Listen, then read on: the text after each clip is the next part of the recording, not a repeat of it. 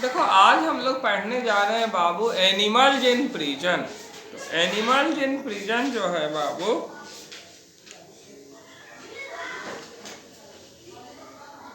इसके रचयिता है पंडित जवाहरलाल नेहरू। ठीक है, कौन है? जवाहरलाल नेहरू। तो पंडित जवाहरलाल नेहरू जो रचयिता है इसके,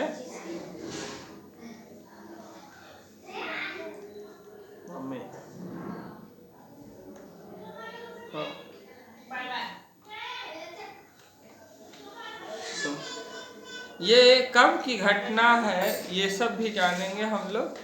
देखो हर इंसान को ना आज़ादी के लिए पहले के ज़माने में जो भी लोग थे कुछ न कुछ कीमत चुकानी पड़ती थी। ठीक है, और हजारों सपूत देश के लिए शहीद हो गए, लाखों सपूत शहीद हो गए जिनका कोई जिक्र भी कहीं पे नहीं है इतिहास के पन्नों में।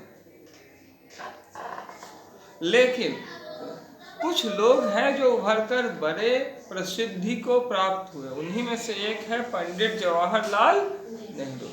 तो जब ये जेल में थे तब का ये कहानी है। ठीक है, एनिमल्स इन प्रिजन। तो एनिमल्स का वैसे तो अर्थ लोग लगाते हैं जानवर, ठीक है, लेकिन यहाँ पे एनिमल का अर्थ लगेगा प्राणी। ठीक है, कोई भी जीव या जानवर भी देखे तो जो जान का वर्ण किए हुए हो, यानी जान को जो धारण किए हुए हो उसको कहते हैं जानवर। इसको समझिए। तो जिसमें प्राण हो उसे कहते हैं प्राणी। जबकि आमतौर पे एनिमल से लोग अर्थ लगाते हैं शेर, बाघ, भालू, इन सब का। ठीक है, जबकि चींटी भी एक प्रकार से क्या है, एनिमल भी है, उसमें भी जान है, वो भी प्राणी है। अब हम लोग आगे चलते हैं। जब तो प्रिजन यानी कैद, प्रिजन यानी कैद, तो कैद में जानवर लोग, कैद में जानवर लोग। जवाहरलाल नेहरू की ये रचना है बाबू। Jawaharlal Nehru, 1889 to 1964, India's first Prime Minister, was popular among the children as Chacha Nehru. He was a man of rare sensitivity. Educated at Harrow and Cambridge University, he became a barrister after studying natural science and law and returned to India in 1921. Deeply influenced by Mahatma Gandhi, he joined Indian politics and soon emerged as a leader of the country's youth. However, he was not a mere politician. He was also a dreamer, idealist, humanist, and artist in words as well. His works and autobiography, The Discovery of India, Glimpse of World History, and Letters from a father to his daughter are remarkable for a rare vigor and beauty. They established him as a master of English prose. While in prison before independence, he read books, observed nature, dreamed at times, and wrote in his powerful and poetic style about all that he thought and felt.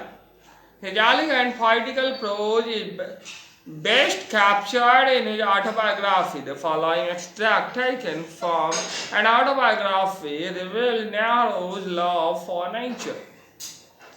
It is remarkable how he derives pleasure from watching different animals and gives respect even the tiniest animals. The fish is a wonderful example of even let live.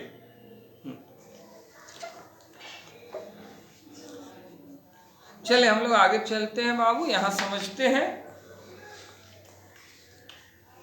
Jawaharlal Nehru जिनका जन्म 1889 में और मृत्यु 1964 में हुई थी बाबू, ये भारत के पहले प्रधानमंत्री थे और बच्चों के बीच में चाचा नेहरू के रूप में लोकप्रिय थे। ये दुर्लभ संवेदनशीलता के व्यक्ति थे। जैसे आपके सर जो है जरा जरा बात को पकड़ लेते हैं और समझाने लगते हैं बाबू, तो इसको कहते हैं रेयर सेंसिटिविटी, और ये आई है इन लोगों से। यही लोग दिए हैं रेयर सेंसिटिविटी। इनके पास बहुत ज़्यादा ज्ञान होता है और तुरंत ये गलत चीज़ों का विरोध कर देते हैं। सटर गिरा हुआ है, गिरा दीजिए मैम, थोड़ा सा छोड़ दीजिएगा ताकि स्नेहा आ सके।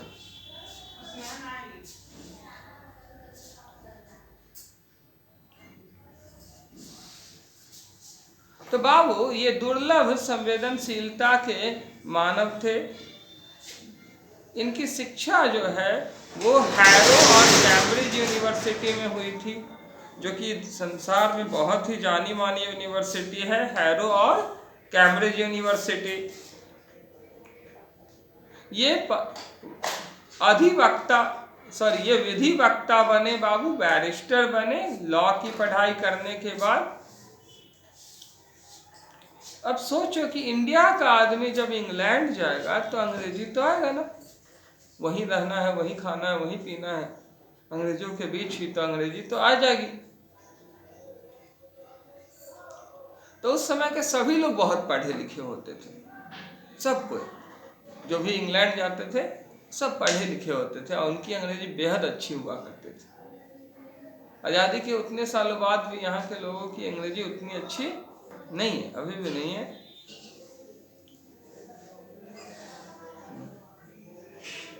और जिनकी है वो फिंगर काउंटेबल, उनकी संख्या बहुत कम है। ये वकालत करने के बाद बाबू अधिवक्ता बन गए या विधि वक्ता बन गए कह सकते हैं। उसके बाद इन्होंने, जैसे उससे पहले इन्होंने प्राकृतिक विज्ञान का और कानून का पढ़ाई किया था और 1921 में ये भारत लौटे थे। तो बाबू प्राकृतिक विज्ञान उसको कहते हैं जो विज्ञान प्रकृति से संबंधित होता है, जैसे नदी से, पठार से, पहाड़ से, पेड़ पौधों से, पशु पक्षी से। इनको हम कौन सा विज्ञान बोलते हैं? Science of nature. जो नेचर में पाए जाते हैं उनसे जुड़ा हुआ साइंस। और ये इंडिया कब लौटे? 1921 में। ये महात्मा गांधी से इतने ज़्यादा प्रभावित हुए बाबू।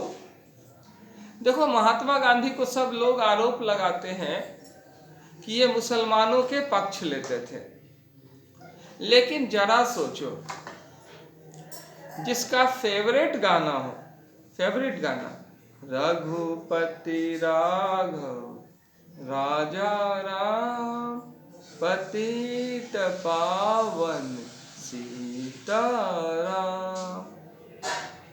ईश्वर अल्लाह तेरा नाम, सबको सन्मति दे भगवान। तो इसमें जो इसका फेवरेट गाना हो रामायण का चरित्र, राम से जुड़ा हुआ, और जिसका फेवरेट ग्रंथ हो श्रीमद् भगवद गीता, क्या बाबू वो किसी जाति का पक्ष ले सकता है?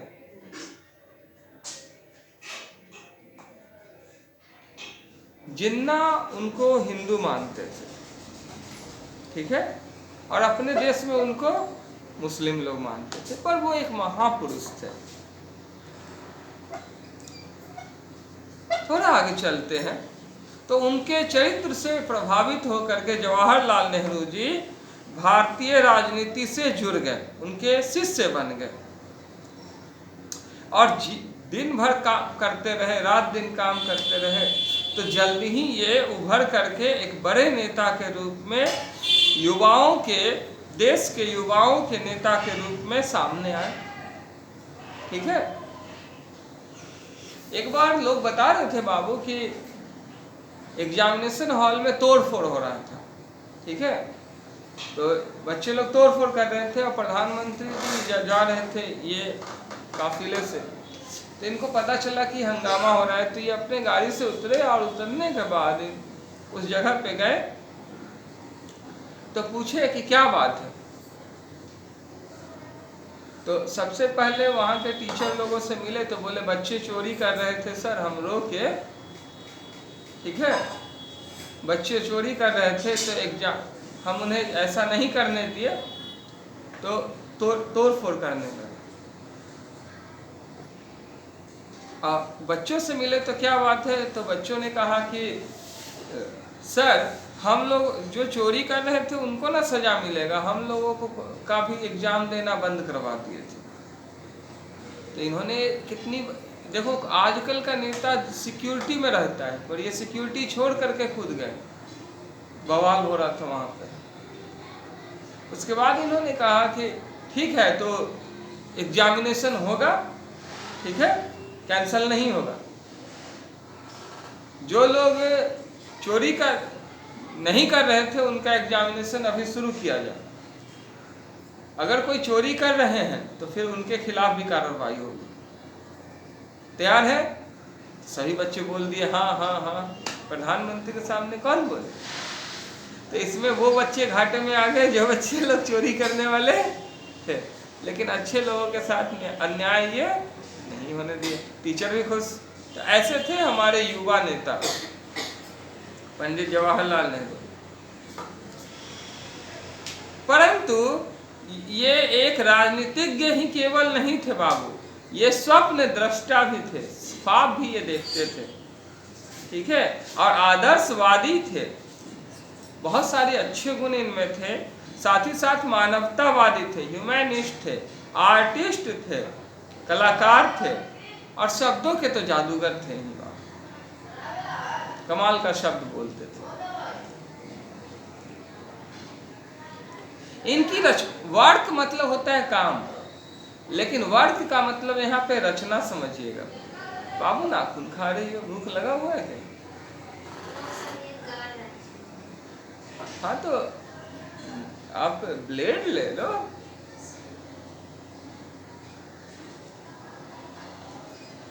इनकी रचनाओं में एन ऑटोबायोग्राफी यानी आत्मकथा, the discovery of India Bharat की खोज, ग्लिम्स ऑफ वर्ल्ड हिस्ट्री विश्व के इतिहास की झलकियां, and letters from a father to his daughter,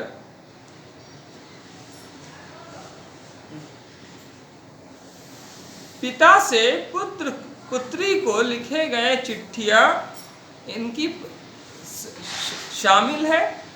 तो कई रचनाएं हैं इनकी। तो बाबू देखो, ये एक आत्मकथा लिखे हैं, पहला रचना। दूसरा रचना इनका है कि भारत की खोज। तीसरा रचना है बाबू कि विश्व के इतिहास की झलकियाँ। चौथा रचना है इनका कि जब ये जेल में थे तो अपनी बेटी को चिट्ठी लिखा करते थे, तो वो सब चिट्ठी बेटी जो है इंदिरा संजोग करके रखी और उसी को छपवा दी, तो वो बन गया Nehru's letters from a father to his daughter. और सर के पास ये सब है, सर ने इसे पढ़ा है, तो ये सौभाग्य मिला पढ़ने का।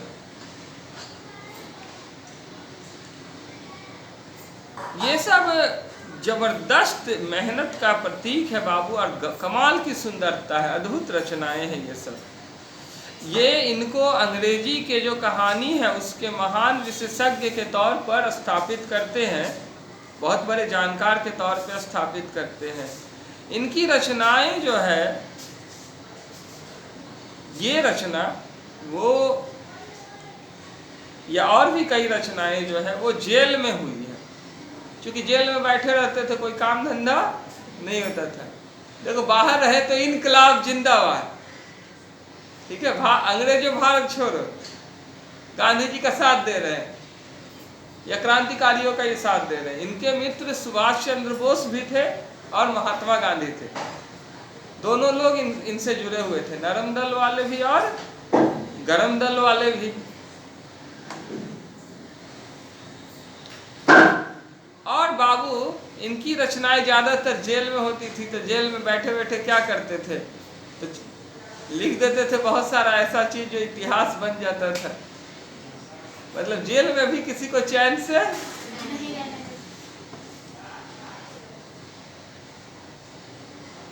एक तो भारत माता की सेवा कर रहे हैं, ऊपर से आने वाले कल की भी सेवा कर रहे हैं, युवा पीढ़ी को संदेश मिले। ये प्रकृति का निरीक्षण किए, कभी कभी ख्वाब भी देख लिया करते थे ये, और शक्तिशाली ढंग से ये कविता को प्रस्तुत करते थे। मतलब कविता के रूप में ये प्रस्तुत करते थे अपनी बातों को। यहाँ पे जो गद्यांश प्रस्तुत है बाबू, वो गद्यांश इनका ऑटोबायोग्राफी यानी एक आत्मकथा, ये अपने बारे में जो आत्मकथा लिखे हैं उससे लिया गया है, जो नेहरू का प्रकृति के प्रति प्रेम को प्रकट करते हैं। ठीक है, अशोक सर कभी गलियाते हुए देखे हैं कि देखिए हो कि चिटिया ले मत, कभी ऐसा बोलते हुए सुनियो? तो बाबू ये चीज सब में है, जो महापुरुष है वो ऐसे गंदे लफ्जों का प्रयोग नहीं करते। थोड़ा सा आगे चलते हैं। प्रस्तुत तो ये जो प्रस्तुत कहानी है ये अद्भुत कहानी है बाबू, यानी गद्यांश जो लिया गया है ये अद्भुत है। और इसमें नेहरू जो है वो विभिन्न प्रकार के प्राणियों को, जीवों को देखते हैं और उनको देखने का सुख ग्रहण करते हैं। हर एक के प्रति ये सम्मान देते हैं, सम्मान की भावना रखते हैं, भले ही टाइनीएस्ट क्यों ना हो, सबसे छोटा ही क्यों ना हो। तो ये गद्यांश जो है वो उदाहरण है बाबू लीव एंड लेट लिव का। लीव एंड लेट लिव का मतलब होता है जियो और है ना, जियो और, लेकिन आपके अशोक सर पढ़ा पढ़ा कर मार डालेंगे। ठीक है, डाई एंड लेट डाई, मरो और मरने दो। ठीक है, थोड़ा सा आगे चलते हैं बाबू। Animals in prison. For 14 and a half months I lived in my little cell or room in the Dehradun jail, and I began to feel as if I was almost a part of it.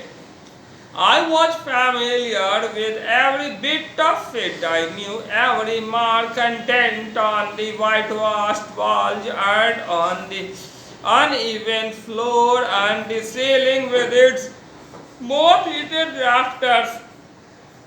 In the little yard outside, I greeted little tufts of grass and odd bits of stone as old friends. I was not alone in my cell, for several colonies of wasps and hornets lived there, and many lizards found a home behind the rafters, emerging in the evenings in search of prey. If thoughts and emotions leave their traces behind in the physical surroundings, the very air of that cell must be thick with them, and they must cling to every object in that little space. देखो बाबू, यहाँ पे कैद में प्राणी लोग, देखो 14 महीने और 15 दिन के लिए, यानी 14.5 महीने के लिए ये देहरादून के जेल में एक छोटे से कमरे में बंद रहे।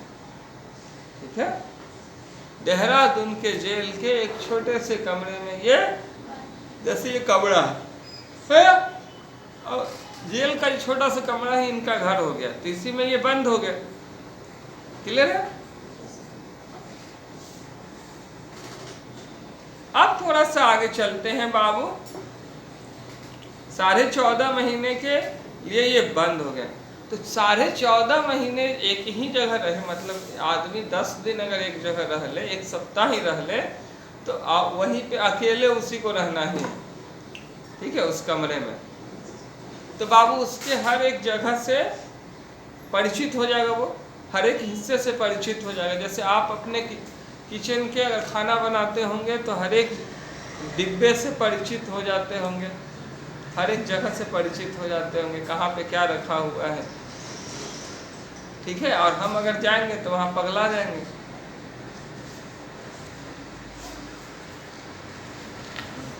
समझ में कुछ आ रही है बाबू? नहीं, आप तो मत बोलो, आप तो समझ में नहीं आ गया, आप तो खाना वाना बनाते नहीं। ये पता है किचन में कहाँ क्या है, पता है? चले, तो ये इन्हें लगता था उस जेल में 14.5 महीने बिताए, तो कुछ ही समय के बाद कि हर एक जगह से ये परिचित है, ये हर एक कोने के हर एक हिस्से से परिचित है, हर एक जगह पे इन्हें पता था कि कौन सा मार्क चिन्ह कहाँ पर है, ये तक पता था मेरा घर कैसा है, कहाँ का दीवार धंसा हुआ है, कहाँ का दीवार उभरा हुआ है, ये सब भी इनको पता था, गड्ढा गुड्ढी तक कि कैसा दिखता है, चूना किस रंग से हुआ है, चूना समझते हैं ना, पोचारा किस रंग से हुआ है दीवार का, कहाँ कहाँ कौन सा निशान लग गया है। उसके बाद बाबू ये परिचित थे कीड़ा खाए हुए रैफ्टर से, ठीक है, जैसे लकड़ी को कीड़ा खा जाता है या दीमक खा जाता है, तो खाए हुए रैफ्टर से ये परिचित है। अभी सर बतला रहे थे, रैफ्टर वो छत में होता है लकड़ी का, ऐसे ऐसे ऐसे ऐसे, उसके हर एक हिस्से से ये परिचित थे। छोटा सा आगे में बाबू यार्ड था, यानी बरामदा था, उसको भी ये देख लेते थे, छोटा सा बरामदा था बाबू। ये आगे में घास था, ठीक है, तो घास जैसे आप लोग चोटी है, तो चोटी को बहुत सारे बाल को इकट्ठा कर लेती है तो चोटी बन जाता है, ठीक है। किसी किसी का बाल नहीं रहता है तो उस गाय का पूछ बना लेते हैं, मतलब गाय का पूछ नहीं, टनकनी बटकनी पूछ बना लेती है, तो लेकिन बना लेती है बाबू। थोड़ा सा आगे चलते हैं।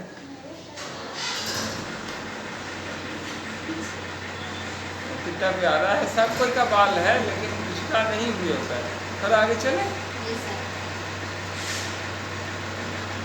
इसमें हंसने वाली बात क्या है भाई? देखिए बाबू, तो अब दीमक खा करके होल तो कर दिया, लकड़ी को कीड़ा खाकर होल कर दिया, छेदा कर दिया, इतना बड़ा, ठीक है, रोज डेली मेहनत करके खा करके लकड़ी खा गया। अब बाबू उसके बाद ये सामने घास है, तो घास को और घास के ऊपर छोटा छोटा उजला उजला पत्थर होता है बाबू, या ऐसे भी छोटे छोटे पत्थर कंकर वहाँ पे थे। तो वो जो पत्थर थे ना, उसको ये अपना दोस्त मानते थे, ठीक है। और घास के वो जो झुंड थे, उस घास के झुंड को भी ये अपना क्या मानते थे? दोस्त मानते थे। ये कहते थे कि मैं अपने कमरे में बिल्कुल ही अकेला नहीं था, मेरे बहुत सारे परिवार थे, ठीक है। तो पहला तो कमरे के बाहर का परिवार ये बता दिए कि वो पत्थर लोग और घास का वो झुंड लोग जो हवाओं से डांस करते थे डीजे की तरह। इसके साथ ही साथ बाबू ये कहते थे कि बहुत सारे वास्प और हॉर्नेट्स का, ठीक है, यानी टटैया और बरट का मेला लगा हुआ था, ठीक है। वो सब अपना अपना घर बनाए हुए थे, छत्ता, और डेली घुस जाते छत्ता में निश्चित टाइम पर, और डेली फिर शिकार करने के लिए निश्चित टाइम पर निकल जाते। शुरुआत में इनको डर लगता था, बाद में रहते रहते आदत हो गई कि वो भी बेचारा जी रहा है जैसे तैसे, तो वो भी जी रहा है। अब मधुमक्खी वगैरह है, जैसे बिढ़नी है, उसी की तरह ये भी थे, तो जी रहे थे। साथ ही साथ इतना ही नहीं, उनको खाने वाले छिपकलियां थी, मतलब सॉरी गिरगिट, उनको खाने वाले गिरगिट थे। तो गिरगिट डेली शाम को फौजी बन करके निकलते थे, दबंग अंदाज में शेर खान बन करके डेली शाम को निकल जाते थे और टपकाने लगते थे बहुत सारे से छोटे छोटे कीड़े को, फतिंगा को, यानी वास्प और हॉर्नेट भी मिला तो खा गए। लेकिन ये शाम को ही निकलते थे, रात और दिन में जा करके सो जाते थे, अपने बिल में खो जाते थे, ठीक है। अगर इनका बस चले ना तो ये अपनी संख्या इतना बढ़ा दे कि पूरे छत में गिरगिट ही गिरगिट रहे, लेकिन ऐसी बात नहीं है। ये लोग चिपक जाते हैं बाबू। गिरगिट जो है किसी चीज से, सॉरी छिपकली जो है किसी चीज से चिपक जाते हैं, ऊपर में छत से चिपक जाते हैं। गिरगिट तो जाने जाते हैं बाबू रंग बदलने, छिपकली चिपक जाते हैं। लिजार्ड मतलब छिपकली, और गिरगिट का इंग्लिश होता है कामेलियन। लेकिन अब गिरगिट भी सुसाइड कर लेते हैं क्योंकि आदमी ही उनसे ज्यादा रंग बदलने लगे हैं। हाँ जी, थोड़ा सा आगे चलते हैं। I had better cells in other prisons, but in Dehradun I had one privilege which was very precious to me. The jail proper was a very small one, and we were kept in an old lockup outside the jail walls, but within the jail compound. This place was so small that there was no room to walk about in it, and so we were allowed morning and evening to go out and walk up and down in front of the gate a distance of about 100 yards. We remained in the jail compound, but is coming outside the walls gave us a view of mountains and the fields and a public road at some distance. This was not a special privilege for me. It was common for all the A and B class prisoners kept at Dehradun. Within the compound, but outside the jail walls, there was another small building called the European lockup. This had no enclosing wall and a prison outside.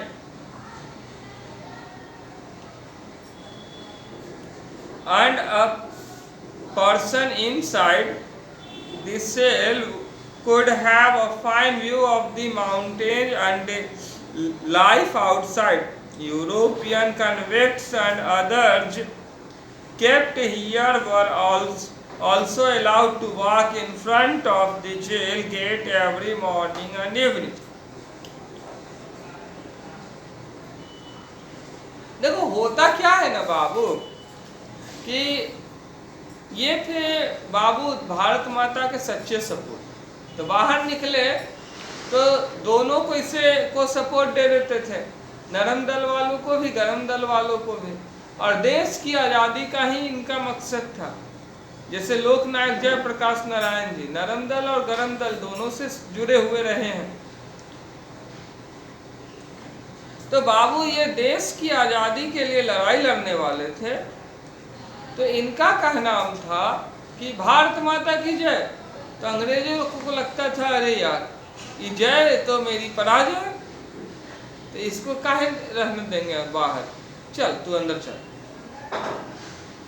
चलिए चलिए आप अंदर चलिए भाई साहब, चलिए आप अंदर चलिए। जितने भी महान सपूत हुए सबको अंग्रेज क्या करते थे, जेल में डाल देते थे, ठीक है, बाहर रहने ही नहीं देते थे। ये प्रॉब्लम है कि बाहर रहेगा तो फिर देश की आज़ादी के लिए हाँ वंदे मातरम बोलना शुरू कर देगा, भारत माता की जय बोलना, ये गड़बड़ बात है ना, भारत तो फिर आज़ाद हो जाएगा। तो इनको जेल में डाल दिया जाता था। तो ये कई जगह पे जेल खटे हैं, इससे पहले भी जेल खटे हैं, अभी भी खट रहे हैं। इससे बढ़िया बढ़िया जेल में वो रहे हैं, शानदार जेल का आनंद उठाए हैं भारत माता की सेवा करने के दौरान। लेकिन देहरादून जेल में इनको एक विशेष किस्म का लाभ प्राप्त था। वो लाभ था कि जेल का जो एरिया था ना वो बहुत छोटा था, ठीक है, मतलब कमरा है, अब वो कमरा क्या है, बहुत छोटा। तब उसमें क्या करे आदमी, दिन भर तो नहीं रह सकता, 24 घंटे तो नहीं रह सकता, तो ये खोल देता। लॉकअप को खोल दिया गया और उसके बाहर आप निकल जाइए और जेल के कंपाउंड में टहल लीजिए। ये आपको छूट मिला हुआ है इस जेल में। ये इतना छोटा था बाबू कि रूम में तो वॉक करना संभव ही नहीं था। तो मॉर्निंग और इवनिंग में सुबह शाम टहलने के लिए रूम से बाहर निकलने की इजाज़त थी। 100 गज तक ये टहल सकते थे लगभग, ठीक है। तो बाबू यहाँ समझिए, अब ये 100 गज तक टहल सकते थे। मान लो कि यहाँ से अगर हनुमान मंदिर तक टहल सकते हैं तो बहुत बड़ा क्षेत्र मिल गया ना टहलने के लिए। आदमी 50 राउंड इसी का मार लिया, बहुत है 50 राउंड, 10 राउंड में ही तो आदमी बम बम हो जाएगा। अब आगे चलते हैं हम लोग, आप लोग सामने आ जाओ, चलो, तो ज़्यादा बेहतर है। हमको फेस फिर इधर भी करना होगा ना, ऐसे आ जाओ सामने। ये मोबाइल का उधर रख देना, बैठ जाओ। आप ही का हो रहा है तो आप आगे आ जाओ। हाँ हाँ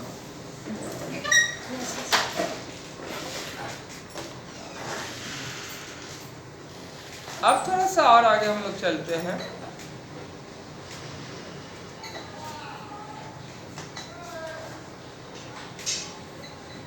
तो सुबह शाम तो ये टहलने जाते थे बाबू, 100 गज की दूरी थी। तो ये टहलने जाते थे तो बीच बीच में कुछ खुला जगह था, ठीक है, मतलब पहाड़ जो है ना वो थोड़ा ऊंचाई पर होते हैं। पहाड़ क्या होते हैं, तो वो दिखाई देते थे। तो पहाड़ का नज़ारा ये देख सकते थे, देहरादून की पहाड़ियों का ये आनंद लेते थे। उसके बाद बाबू कहीं कहीं खुला जगह भी, मतलब रॉड से घेरा हुआ था, तो सलाखों से, तो लोहे के सलाखों, मोटे मोटे सलाखों से घेरे हुए थे, तो सड़कें भी दिखाई देते थे, तो उससे भी मनोरंजन इनका हो जाता था। पब्लिक रोड को ये देख सकते थे सुबह शाम, पहाड़ों को देख सकते थे जो दूर होते थे। हालांकि ये सुविधा सिर्फ इनको नहीं थी, ए और बी क्लास के सभी कैदियों को ये सुविधा थी, ठीक है। एक और जेल था अंग्रेजों के लिए। कभी कभी अंग्रेज लोग करते तो गलत थे, जुल्म करते थे, तो अंग्रेज लोगों के दुश्मन फिर अंग्रेज लोग ही हो गए कि क्यों जुल्म कर रहे हैं। वो लोग भी भारत माता की लड़ाई में सहायक हो गए, तब उनको भी जेल में डाल दिया गया कि हम कुछ भी करें। तुम यहाँ के लोगों का अच्छा सोचोगे तो चलो चलो, उनके लिए अलग जेल बनाया गया, हालांकि कुछ सुविधा उनको ज़्यादा थी।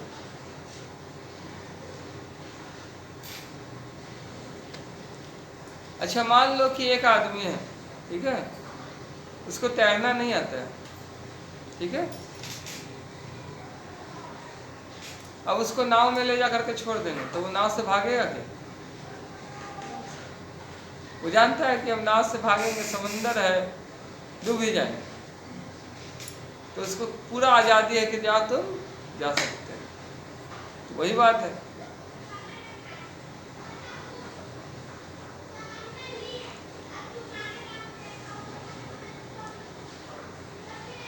अंग्रेज लोग कहाँ भागेंगे? इंडिया में पकड़े जाएंगे, पहचान में आ जाएंगे। उनके लिए यूरोपियन लॉकअप था, हालांकि वो भी आकर के देख सकते थे इस पहाड़ के नज़ारे को और बाहरी जीवन को। उसके बाद वो लोग भी कुछ क्राइम किए, गलत काम किए, तो उनको भी सजा मिलती थी। जेल सबके लिए खुला रहता था, जो मुजरिम होते थे ए और बी क्लास के और यूरोपियन लॉकअप के, सुबह शाम वो भी टहल सकते थे, तो टहलते समय एक दूसरे से मुलाकात हो जाती है। तो बाबू आज यहीं तक रहने देते हैं, कहानी कैसी लग रही है? कुछ समझ में आ रहा है सर जो समझा रहे हैं? यस। कितना समझ में आ रहा है? आधा से ज़्यादा। आधा से ही, मतलब पूरा नहीं समझ में आ रहा है? क्या नहीं समझ में आ रहा है जो समझा रहे हैं? जो समझ में आ रहा है। समझ में आ रहा है तो इससे सोच को बदलेंगे, नए नए शब्दों को जानेंगे, ठीक है, जिंदगी में नए नए बदलाव लाएंगे। आज यहीं तक रहने देते हैं, पैराग्राफ 2 तक। आपका काम है वर्ड मीनिंग याद करना और क्वेश्चन आंसर याद करना, ठीक है, जो दिए हैं हम दिए हैं ना, लिखी हो ना? यस। अभी आधा। क्या? अभी आधा। हाँ तो जाकर लिख लेना। वैसे आप अपना किताब दे दीजिए,